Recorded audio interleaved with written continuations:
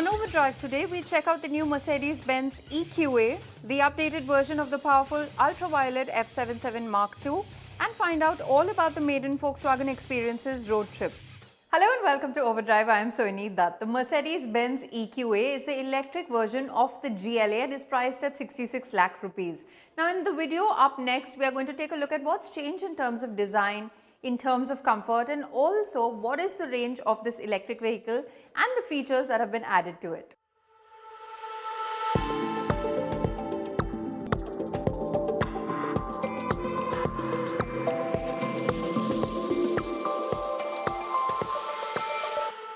If you want a small luxury EV, you suddenly have quite a few options, right from the likes of the BMW iX1, the Volvos, and even the Kia EV6. But Mercedes has been absent from this segment, which is why you now have this, the Mercedes-Benz EQA. With the EQA, while most of the sheet metal is shared with the GLA, you have a fairly differentiated, smart-looking front with the full-width lighting, the slightly reworked headlamps with the blue highlighting, and a blanked-out grille. The star pattern here is well executed and adds a subtle touch of presence to what is otherwise quite a compact car. The added chrome and the softer new bumper also go with this theme. The EQA looks most similar to the GLA in profile, but you will notice the large 19-inch aero-efficient wheels. These are again eye-catching despite being heavily cladded. These changes are functional too, allowing for a drag coefficient of 0.28 from the GLA's 0.30. The boot lid is new with the slimmer full-width tail lamps, and the number plate shifting to the new bumper also makes for a sleeker look than the ICE versions. However, the EV packaging has dropped boot space to 340 litres from the GLA's 425, so you will need to pack more consciously on family trips. Now, like with the GLA, the EQA's small footprint, its sort of compact dimensions make it a great city car. You have broadly similar outputs, 190 PS and 385 Nm as say the diesel GLA 220D.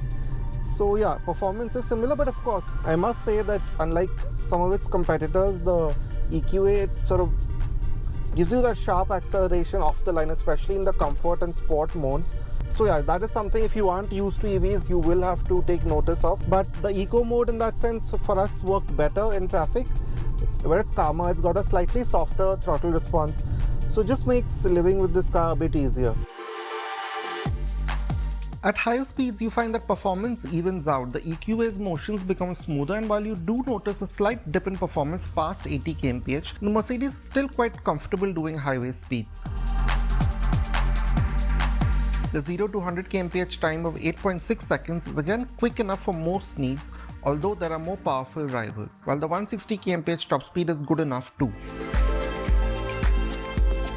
Its 560 km of WLTP range from its 70.5 kWh battery pack is one of the highest in its segment, and like we've seen with other Mercedes EVs, it does do a great job of maximizing efficiency. You can expect to see a real-world range of about 450 km without much trouble, so longer trips are doable. Charging speeds are good too, if not class-leading. The EQA can DC fast charge at up to 100 kW, and charging at home via an AC wall box at 11 kW will take 7 hours 15 minutes to fully top up the battery.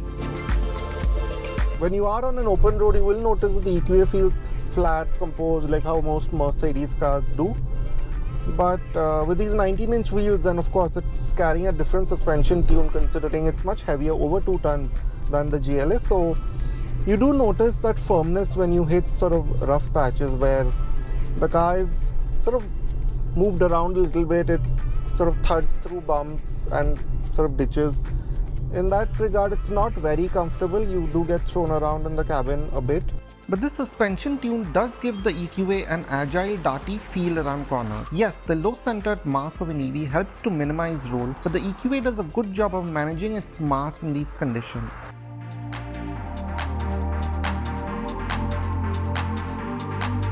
So as you can see, the interiors, they're pretty much identical to what you find in the GLA. The overall design, it has that contemporary high-quality Mercedes feel to it, especially in the way that this pattern sort of lights up at night with the ambient lighting, and of course these very hefty vents and these nice toggle switches, considering this is a slightly older sort of Mercedes model. But you have soft materials of the kind you expect in a Mercedes on most touch surfaces and the door panels, and some highly adjustable seats which offer a good degree of support. Cabin practicality hasn't taken a hit, so you have that new, more open central tunnel design from the GLA and the deep door pockets. There are many charge ports here and wireless charging, which also means that keeping your devices powered up will not be a problem. You also have new graphics for the two 10.25-inch screens. The driver's display gives you a good degree of EV-specific information, which is presented crisply. It's the same with the touchscreen. We miss the touchpad, but the responses are crisp, and again some features like the one that lets you maximize range and plan trips keeping range in mind are thoughtful touches. Now all of this is largely similar to what the GLA is, but where Mercedes is differentiating the EQA and sort of positioning it a bit higher is in the features list. Now of course you get everything that the GLA gets, but there are some really quite noteworthy feature additions. Now the most notable of which are a head-up display, a full color one like you find in something like a GLE or even a GLS that's here in this car. You get a 360-degree camera and you get navigation with augmented reality, which is a pretty useful touch actually, I must say. And finally, another sort of neat touch which many will admire is the Bumister audio system 12-speaker setup. Safety features include 7 airbags, active emergency braking, blind spot monitoring and auto high beam. Now you see that in terms of legroom and headroom, this is not very different from the GLA. So yeah, I don't have a lot of headroom, especially with this panoramic roof sort of eating into space. So if someone taller than me, they might have it a bit difficult, but the scoop does help me a little bit. And in terms of legroom, it's okay. It's not the biggest in the segment, but it does the job for most needs. Now where you do notice a big difference is in the under thigh support. Now the seats, the shape hasn't really changed all that much, but because of the battery pack, this quite large battery pack, the floor is notably higher than in the GLA. So you notice that, yeah, as you can see, there's a lot of gap here, so not very comfortable. But in terms of the backrest, of course, it's typically Mercedes. You have really nice firm cushions. The Mercedes-Benz EQA should be priced at around rupees 60 to 65 lakh for the single EQA 250 plus variant that will be available. Yes, rear passengers will have to contend with slightly awkward seating, and we think the firm ride puts the EQA at a disadvantage to its rivals. But many will be drawn to the impressive range and the typically special Mercedes feeling that you get in the cabin with the ambience and features. Well, it does seem like a month of electric vehicles. Do let us know on our YouTube channel what you thought of the Mercedes-Benz EQA.